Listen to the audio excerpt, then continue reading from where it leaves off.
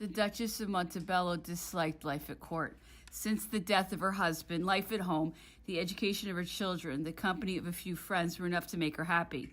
Far from seeking to hide the regrets her prominent position caused her, she seemed to take pride in exposing them. Consequently, the moment she was absent, the Empress would send her little notes. She could not do without her. The friends of the Duchess were the only French people the Empress really knew well, although she never saw them. She knew everything they did. At New Year's, the Empress's great task was to choose attractive presents for the children of the Duchess. Madame de Montesquieu, the governess of the King of Rome, was jealous on his account. But for the most extraordinary part of the whole matter was the slanderous rumor that people repeated, and that never had the least foundation in fact, namely that the Emperor cared for the Duchess. On the contrary, they disliked one another, and it needed all the Emperor's strong sense of justice not to resent the strong influence another person wielded over his wife's mind. I have several times heard him say to the Empress, "You are making a great mistake if you think that the Duchess cares for you. The only persons she cares about are herself and her children. You are silly to become so attached to her." Nevertheless, he always put up with her, always was courteous, and did everything he could to have her treated with the respect to which she was entitled as a woman of high moral character and a friend to his wife. In spite of all her qualities, it must be admitted that the Duchess of Montebello was not the right person for her post as chief lady in waiting, perhaps because she did not take the trouble to be. She never bothered to inquire as to the position and rank of the persons introduced to the Empress and what should be done or avoided in connection with them.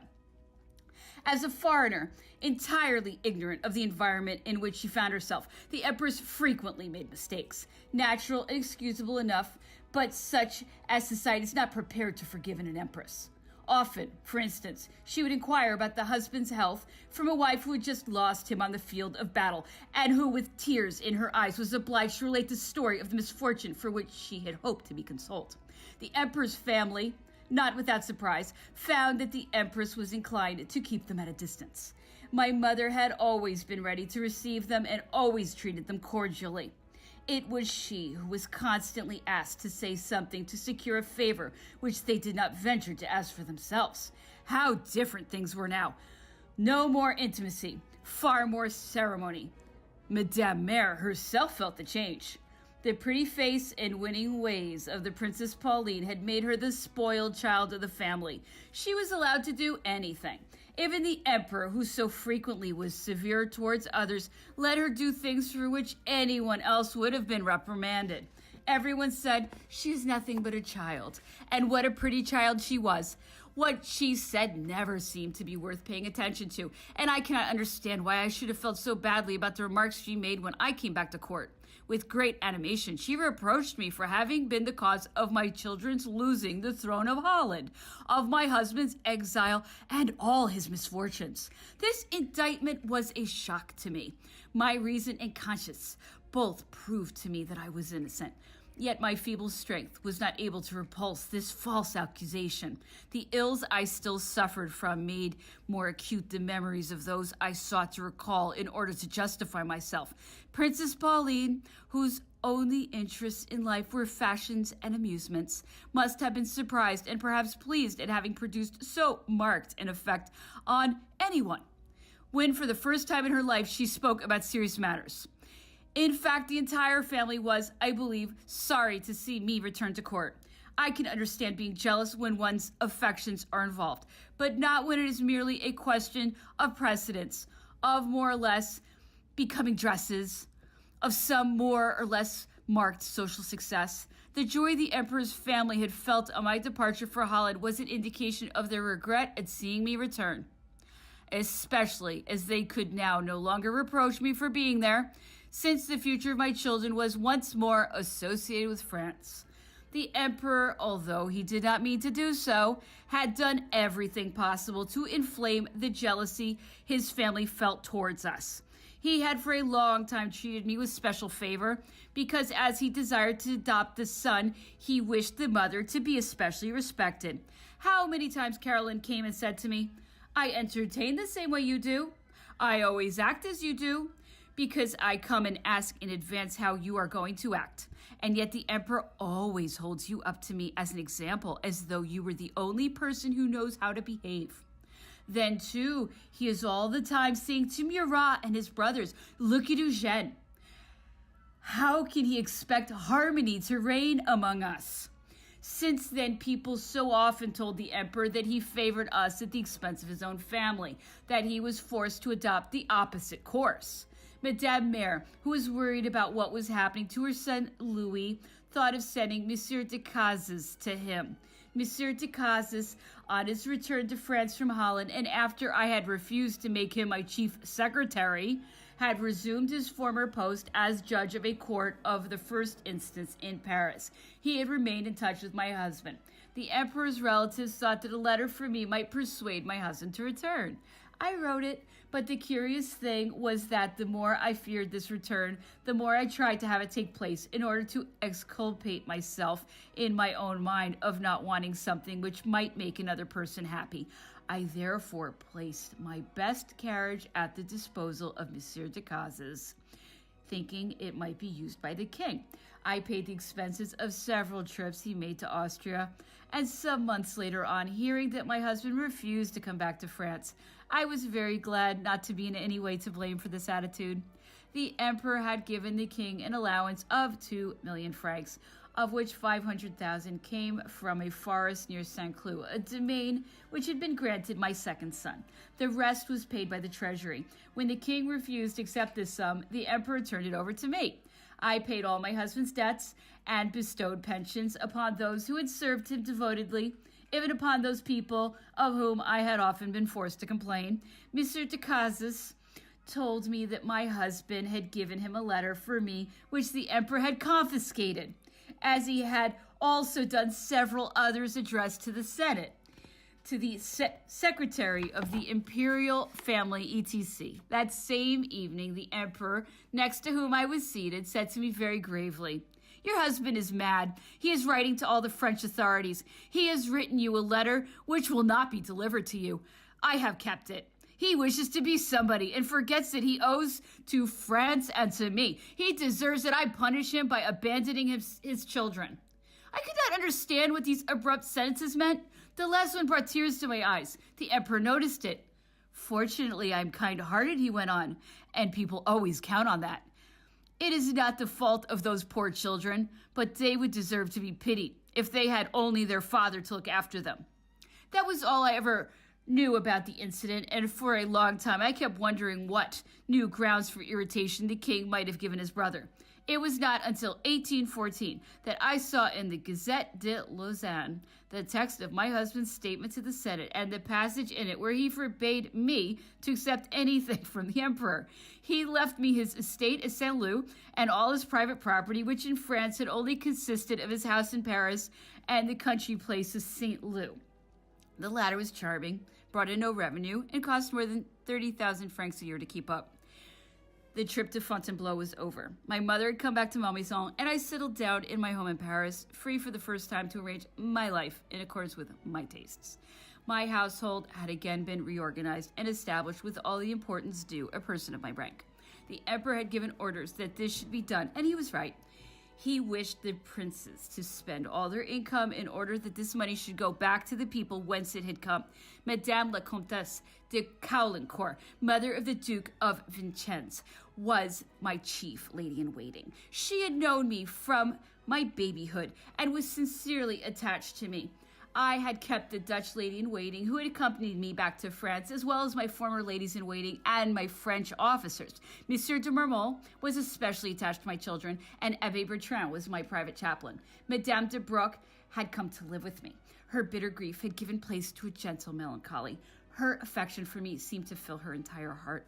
I was equally fond of my friend and constantly sought for her a man as exemplary as the husband she had lost. I thought of Monsieur de Portals, the friend of Monsieur de Flau, whom I had appointed my mother's equerry. His fortune was very great and his character charming, but it was all a question of timing and of keeping Adele in ignorance of my plans. An indoor life would have been the only one which agreed with my constantly poor health, but I was forced to go occasionally in the evening to see the emperor and attend every Sunday the family dinner he gave. My frequent trips to Mommy's also tired me, as did the crowd of people. I did not care about those who were always there, and toward whom I no longer had the strength to make the least effort to be agreeable. The one thing I enjoyed was staying at home. I avoided receptions, concerts, and the theater, but gathered a little group of people about me, which was much discussed.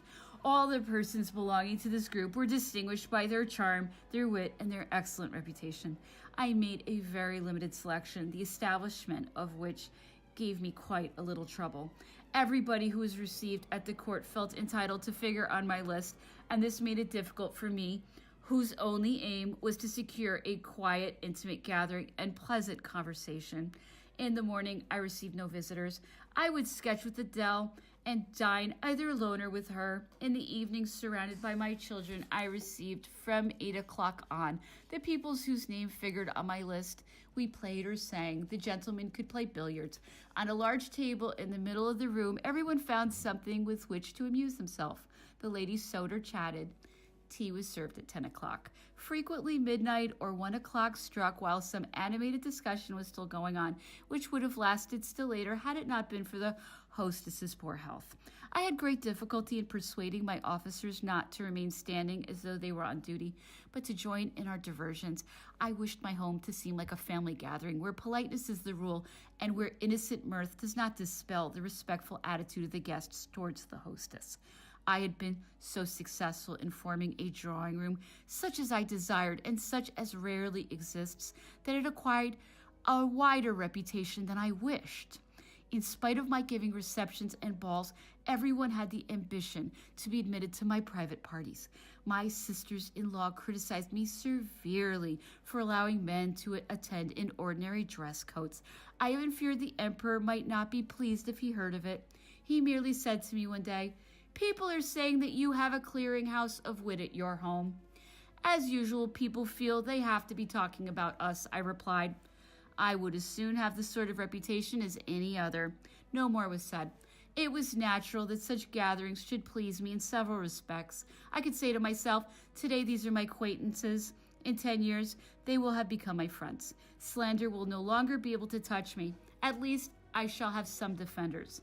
Now people may meet me informally, judge me for themselves, and if I please them, they will reward me with their affection. What more do I need? I shall not seek to hide the fact that it was the wish to see the man I loved, which made me invite many others and take extra pains to form an agreeable social circle. I never sent special invitations to those whom I had informed once and for all that their names were on my list. They were free to come or not as they chose. This is how I understand social life.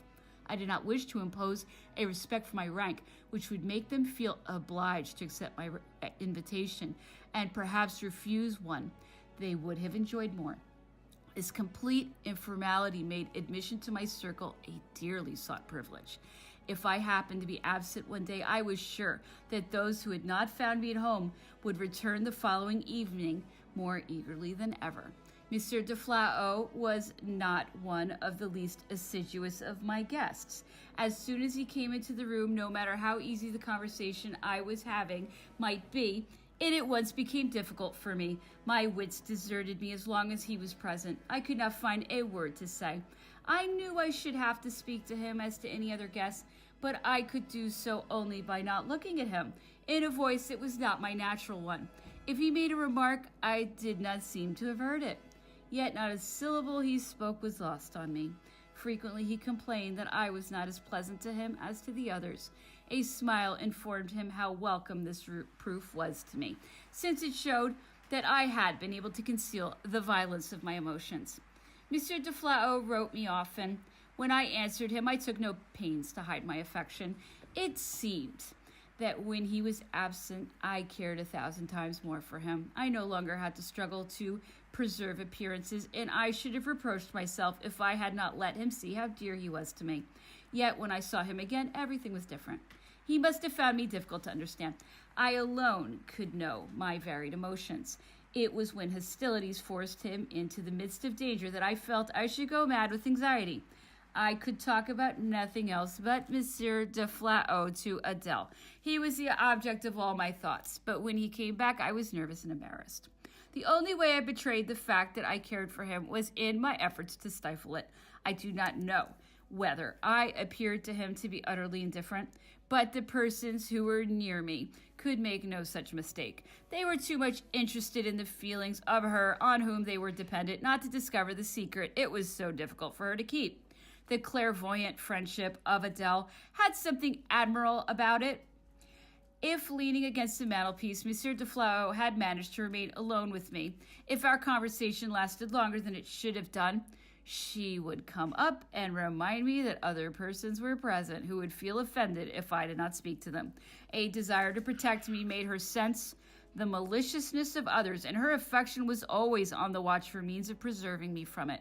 A word or a sign from her was at once understood, and my heart was always as grateful as it was docile to her suggestion. May I confess one of my faults that caused me the greatest suffering? I was jealous, and this jealousy was of the kind that embitters the soul because it does not utter a single complaint but consumes a person in silence. Monsieur de Flau was a man whose qualities and weaknesses were of the type that best inspires such sentiments. He had an excellent mind, a quick wit, and was charming and even brilliant, sensitive but superficial, more desirous of being liked than yearning to be loved, completely absorbed in the task of charming any woman whose interest he happened to have aroused. He frequently hurt the feelings of the one whom he seemed to have forgotten.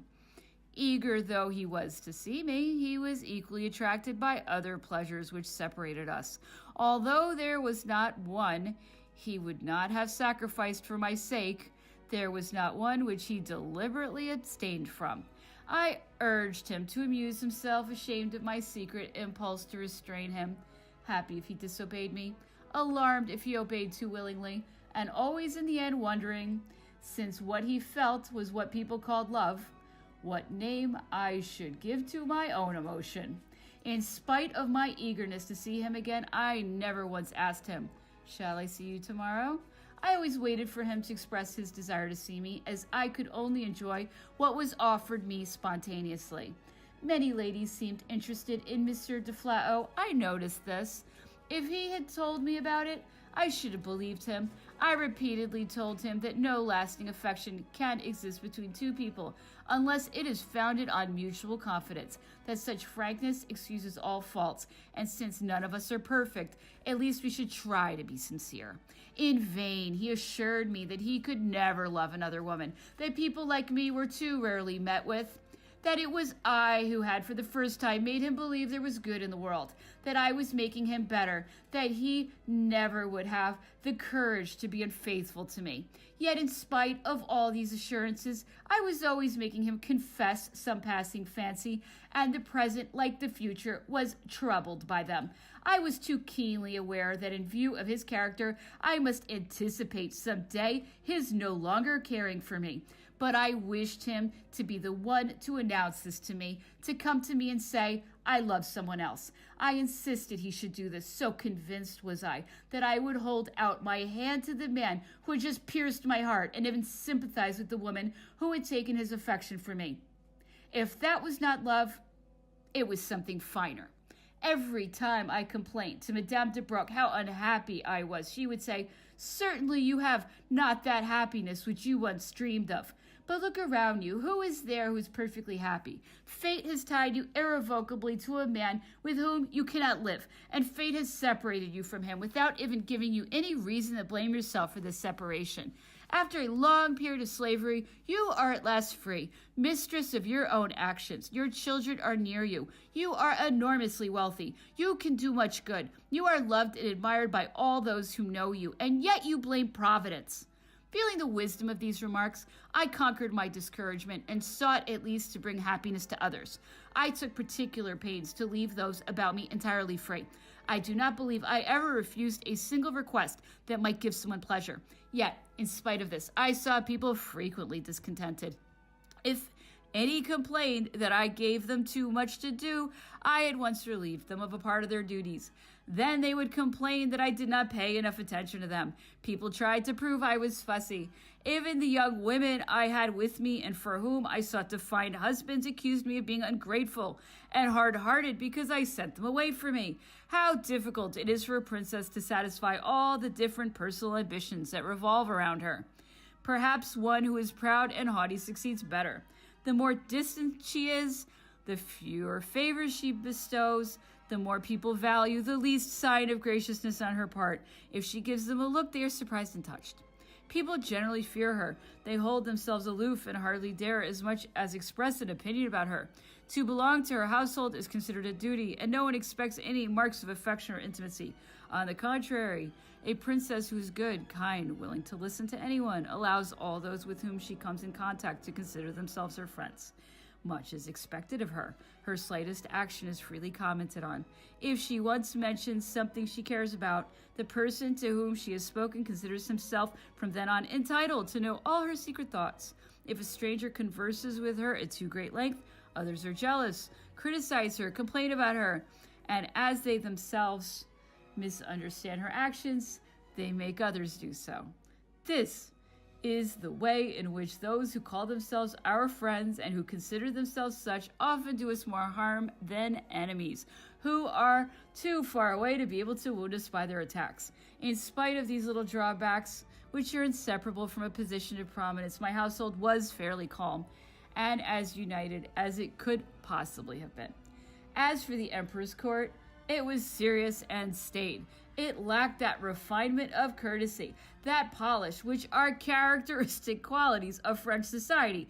A young man scarcely dared to speak to a young woman. He was afraid of being in the least attentive for fear of making himself self-conspicuous, which would indeed have been the case. The court was composed of so many different cliques that it was necessary to observe the utmost prudence. The women in general were remarkable for their good behavior, for their dignity, which even became at times rather rigid, and for their modesty, which was never awkwardness.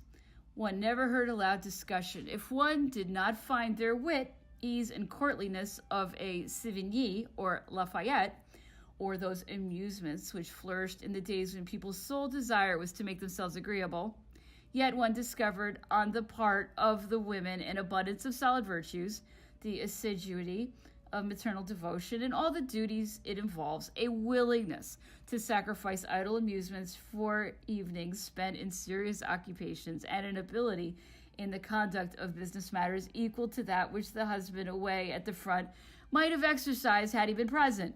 Moreover, all the arts, music, painting, song, and dance were practiced with talent. On the other hand, a woman who wrote poetry or took an interest in politics would have been made fun of. This was in accordance with the emperor's tastes. He objected to the days when women had political influence. How often did he not say to my mother or me when we made some simple remark or asked for a position for one of our protégés, now then, we are getting ready to be ruled by a distaff, and I shall have to do embroidery.